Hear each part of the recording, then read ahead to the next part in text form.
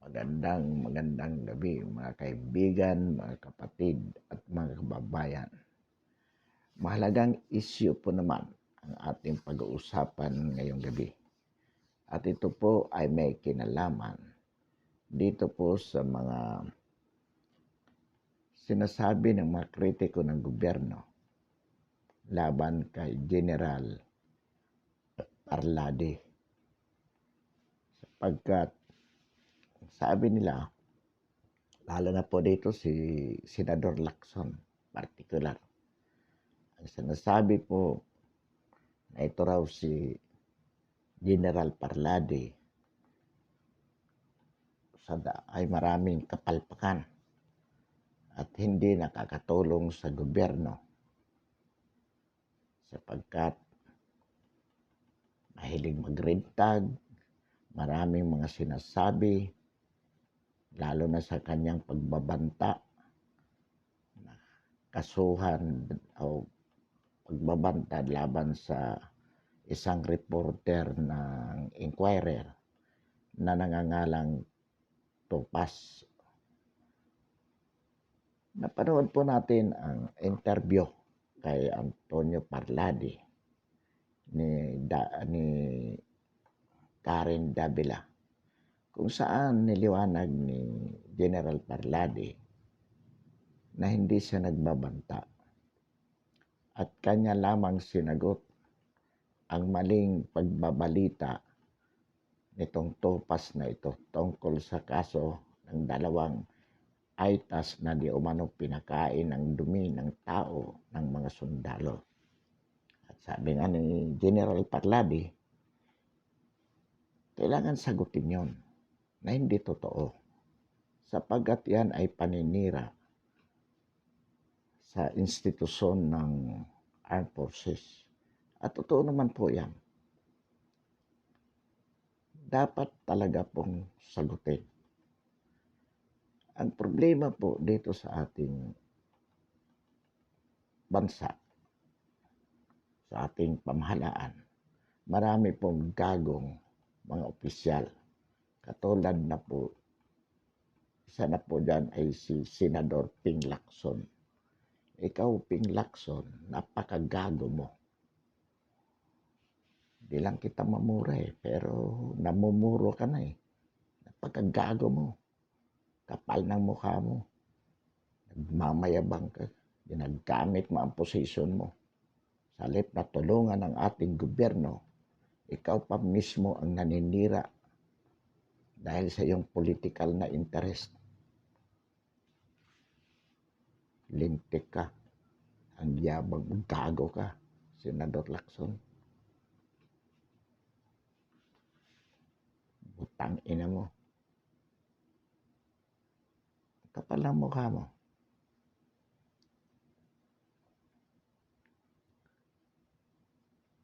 Ikaw pa, sa halip na ang kondinahin mo itong mga tao katulad ng Topas na yan na nagsusulat ng fake news laban sa gobyerno. Ang kinukondina mo, si General Parlade, gayong yung tao ay gumagawa lamang. Ginagampanan lamang niya ang kanyang tungkulin. Galit ka sa kanya dahil masigasig si General Parlade na wakasan ang komunista, ang mga terorista sa Pilipinas. Dahil ikaw mismo, supporter ng mga NPA. Di ba ikaw ang unang nagsabi na kailangang i-criminalize ang red tagging? Ayaw mong maituro ni General Parlade kung sino-sino ang mga supporters ng mga CPP, NPA, NDF bilang teroristang grupo. Kaya gusto mong gumawa ng batas para gawing kriminal yan.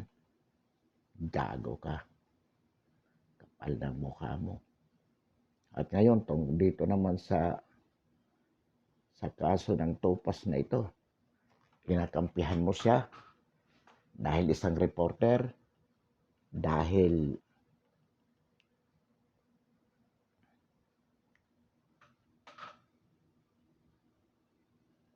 mag-eleksyon na, gusto mong i-promote ka ng Inquirer. o nagpapasikat ka lang. Problema sa pagpapasikat mo, sinisiraan mo ang gobyerno na dapat paglingkuran mo dahil ikaw ay isang senador. Utang ina mo. Gago ka.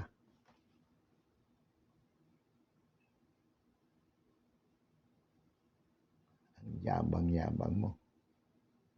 Ngayon, dito sa issue rin, yung sinabi ng ating Pangulo na dapat magbayad ang US sa Pilipinas kung itutuloy ang BFA. Ang sabi mo, extortionist ang Pangulo. Mukhang pera. Sira ulo ka pala eh. Hindi doon ka sa Amerika pumunta. Kung kakampi ka ng Amerika, di doon kayo magpunta. Ni Robredo. Yan ang sinasabi nyo eh. At bakit? Totoo naman talaga na may pakinabang ang Amerika sa BEP. Eh kung sila makikinabang, dapat lang na magbayad sila. Tapos sasabihin mo, extortionist ka, kapal na mukha mo.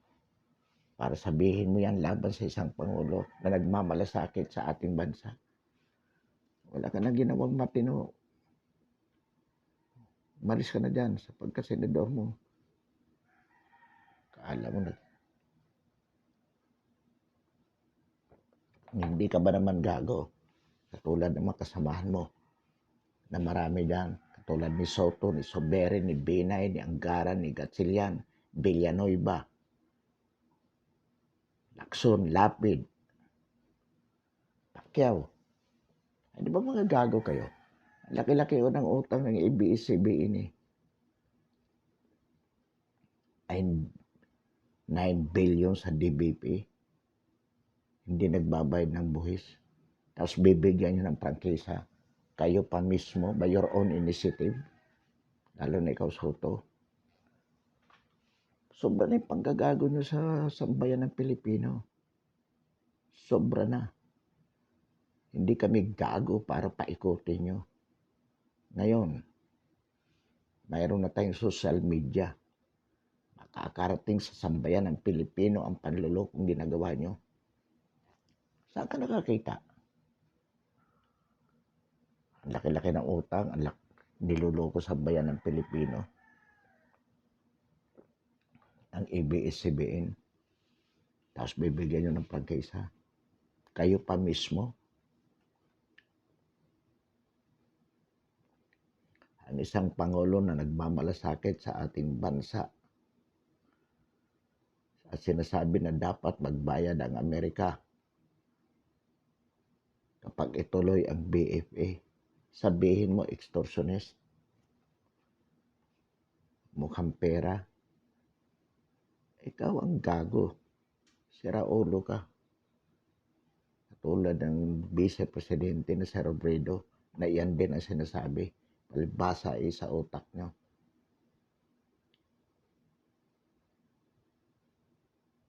Si General Parladi gumagawa ng kanyang tungkulin. Ano ginagawa nyo? Kinukundina nyo na para bagang siya ang salarin. Sasabihin mo yung red tagging na yun, gawing gumawa ng batas kasama ni Crispo para gawing kriminal.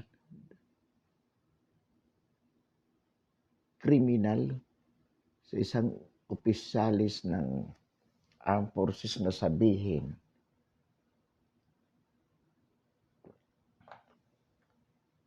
na si ganito ay sumusuporta sa komunista, sa mga terorista.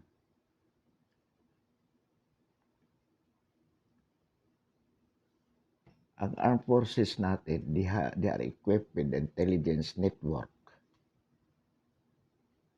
to gather informations about these people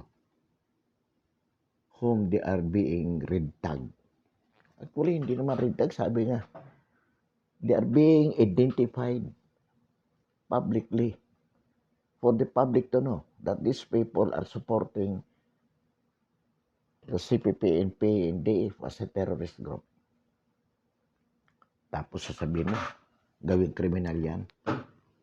Because you do not want these people to be identified like you. Yung mga actuation nyo, yan ang nagpapatunay that you are anti-government. You are using everything within your power to demean, to vilify the government and the people working for it to advance your political interest. Ang problema dyan, you are doing it at the expense of the advancement of the Filipino masses. That is the evil of what you are doing.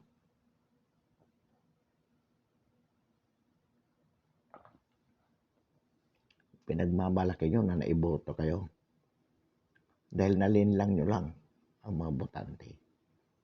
Sapagkat noon, mga panahon, hindi pa mulat ang tao dahil sa kakulangan ng mga tamang informasyon. Dahil ilan lang ang media ating katulad ng ABS-CBN, Inquirer na yan, na meron silang mga pinagtatakpan.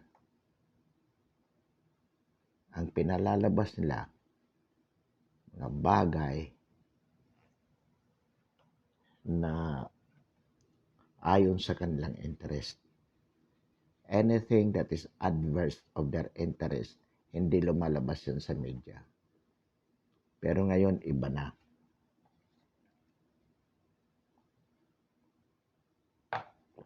Iba na ngayon sapagkat marami nang nakakapagbigay ng informasyon gamit ang social media natin. Kaya nababalance yung mga fake reports ng mga stream media saan na yan, mga fake news na yan, na itutuwid, na bibigyan yan ng mga analysis ng pangkaraniwang mamamayan na tunay na nagmamalasakit sa ating bayan. Hindi katulad nyo na kunwari nagmamalasakit kayo pero sa totoo lang ginagamit nyo ang inyong posisyon para pagsilbihan ang pansarili nyong interest. Katulad ngayon, ikaw Ping Lacson, nagpapasikat. Lahat ng ginagawa ng presidente, katulad din naman ni Robredo, alalang kayo ay mapag-usapan, may balita, kung ano-anong kasiraan ang mga pinagsasabi nyo. Pero ang epekto po niyan, it is perpetuating the political culture in this country na napakapangit po. Anong kapangitan? Instead of those people and the government cooperating with one another for the advancement of the Filipino people, kayo pa ang humahadlang, kayo pa ang naninira nang sa gayon ang pansarili nyong interest ang maisulong nyo with the intent deliberately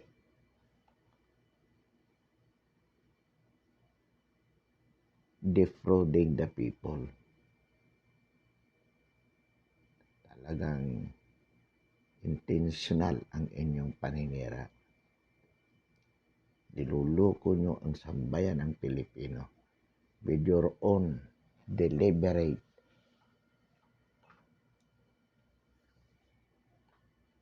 intent to malign the people who are faithfully working for the government. Imagine, gumagastos ng katakot-takot ang sambayan ng Pilipino para mapasweldo kayo, para tustusan ang expenditures ng mga opisina nyo, ng mga staff nyo. Only to serve as a stumbling block, as an obstacle towards the effort of the administration to serve the public. Ito po ang masamang kultura sa politika ng Pilipinas. Ang opposition under the guise of being a fiscalizer, under the guise of democracy, under the guise of freedom of speech, sa halip na makipagtulungan, wala pong ginawa dyan kung hindi manira. Itong Vice President na lang in the person of Leni Robredo. Simula po nang umupo ito bilang Vice President at lalo na hanggang ngayon na malapit na ang presidential election, wala po itong ginawa kundi manira, siraan ang ating Pangulo. Kasama pa yan sa Trillanes, kahit nung senador pa. At ngayon, ito sila Ping Lacson, ito si Ontiveros, Pangilinan, Drilon, De Lima. Wala pong ginawa ito kung hindi siraan ang Pangulo natin. At yung mga tao na tumutulong sa Pangulo ng tapat upang mapagsilbihan ang mga Pilipino, lagi pong kinakalaban. Napakahalaga po yung effort natin tungkol dito sa na mawakasan ang mga teroristang CPP, NPA, NDF. Matindi po ang kampen na ginagawa ng NTF-ELCAC bilang ahensya na naatasan para sugpuin ang mga teroristang ito. Kaya po si General Parladi bilang spokesman ng NTF-ELCAC at naka-assign po, hindi lang basta spokesman, kundi malaki pong, kumbaga siya po, nasa kanila po ang direksyon kung paano trabahuin ang upang mawakasan ang mga terorista nito. Kaya naman po nalalagay sa hotbed kung ano-anong kaso ang mga isinampa laban dito. Ang iba't ibang grupo. At ito namang mga senador, panay din ang palabas ng mga statements against General Parladi. Panay ang pagbabanta.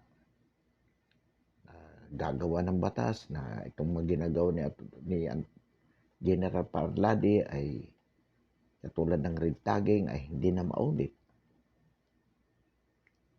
Saan patutungo ang bansa natin pagka ganito ng ganito ang ating mga opisyalis ng pamahalaan? Kaya nga po sa tagal na ng panahon na tayo ay naging independent country, started in 1946, 46 hanggang 2000, that is 44 years, plus 21, so 44 plus 21, that is about 60, more than 60 years. And yet, ganito tayo. Ganito ang buhay natin. Napapag-iwanan. Majority are still languishing in poverty. The majority of the Filipino people. Ang mayaman, ang masarap ang buhay, mga senador, mga congressman, mga opisyalis ng gobyerno, lalo na yung mga korap.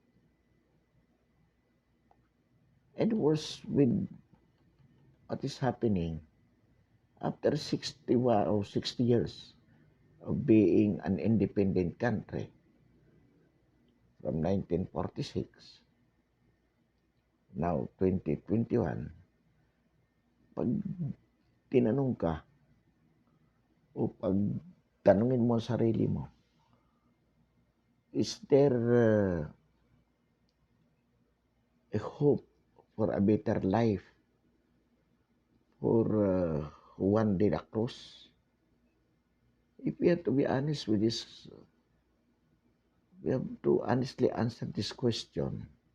Definitely, ang magiging kasagutan natin, honestly, none. There is no hope. In fact, mas lamang ang hopelessness. Masigit na magdurusa ang buhay ng mga Pinoy. And I remember po, this was the prediction by one social and political scientist from England. If I remember, that was Dr. Taplir, who was invited by the Ramos administration to tell us what happened of the Philippines 100 years from 1994. That would be up to 2024. Tayo 2094. Tayo ngayon 2021 pa lang. Ano po ang sinabi nitong modern Nostradamus na to? The Philippines would be getting worse. Maraming magpapakamatay ng mga Pilipino sapagkat they would rather want to die than to live because of the hardship of life. At mangyayari po yan kung hindi natin mababago ang direksyon na ito. At ang may kasalanan po dito itong mga gagong mga politiko na wala nang ginawa kundi gamitin ang kanilang position to serve their interest, to perpetuate oligarchy in the Philippines at the expense of the Filipino masses. At ang napakaganda pong example dyan, napaka-konkretong example dyan, itong ginagawa po ng mga senador, ng mga congressman with respect to the ABS-CBN franchise. Lopez is one of the traditional oligarchs in the Philippines. No doubt to that. They have amassed wealth at the expense of the Filipino people using politics as their means to achieve it. And now that the incumbent president is fighting against it, Congress as an institution composed of oligarchs, senators, and congressmen. Imagine, bibigyan nila ng prangkisa despite the fact na maraming panlulokong ginawa ang ABS-CBN sa sambayan ng Pilipino. That is a concrete example kung bakit tayo patuloy at magiging forever itong kahirapan na ito hanggat hindi po natin nababago ang sistema. Sapagkat marami pong mga loko-loko dyan. Isa na po dyan si Ping Lacson, yung lahat na sumuporta ng tungkol dyan sa ABS-CBN. Ilan po yan? 14 na senador. Try to imagine it. We have 24. And yet there are already 14 or 15. Tito Soto, Ping Lacson, Nancy Binay, Grace po, Joel Villanueva, Subiri, Lapid, Hontiveros, Drilon, Pangilinan, Dilima, Gatchalian. Sino pa? Hindi natin napapangalanan. Pacquiao. Imagine. Saan ka nakakita po niyan? What are they serving or whom are they serving? The oligarchs. Dahil mayayaman sila. Kaya sila magpayaman na lang.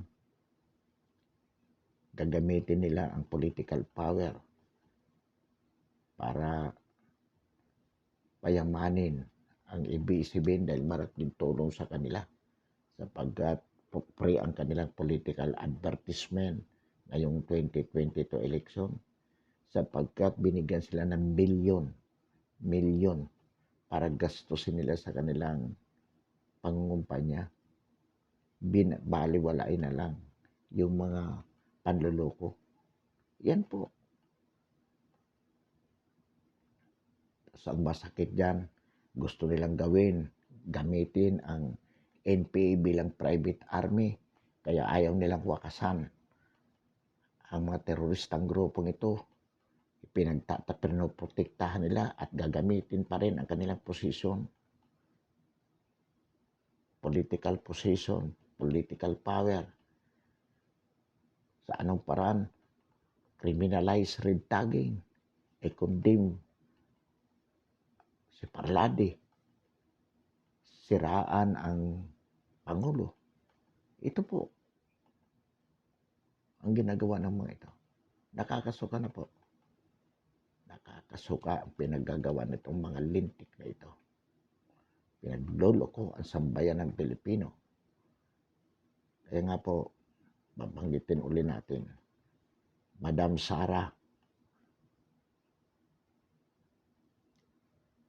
hinihiling namin na tumakbo ka bilang Pangulo. Mananalo ka sapagkat marami kami na susuporta sa iyo upang ipagpatuloy ang sinimulang laban ng iyong ama. Laban sa mga oligarchs na ito. Sa mga corrupt na mga politiko na to. Ikaw Lacson, ikaw Crespo, ikaw Drilon, Pangilinan, Hontiveros, nakakasukan ng mga mukha nyo sa pinaggagawa nyo. Ang kakapal nyo. Tapos kunwari, akala nyo kung sino kayo mga anghel. Kayo, yung mga lobo na nakasuot tupa. You are the hoodlums in robe. Yan ang totoo. Kakapal ng mukha nyo. Mulat na ang sambayan ng Pilipino sapagkat marami na ang nagpapahayag ng katotohanan at hindi nyo na maluluko ang sambayanan sapagkat by our own way of telling the people this way, I know to a certain degree we enlighten the silent majority.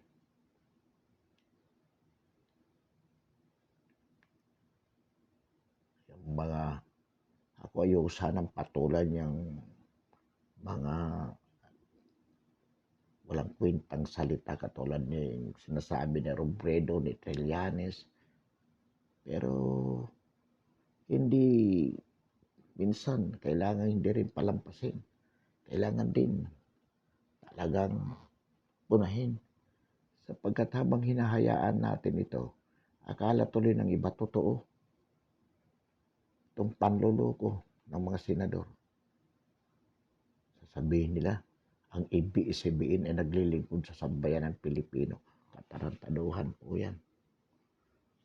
Sa totoo nga po, isa sa pinakasalaulang programa na nakita ko ay nasa ABS-CBN.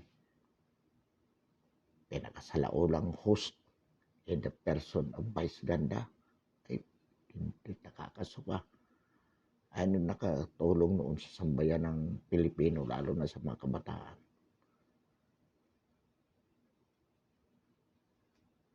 On the while po,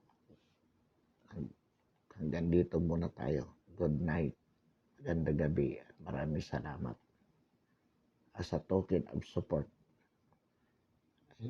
we invite everyone to subscribe our channel.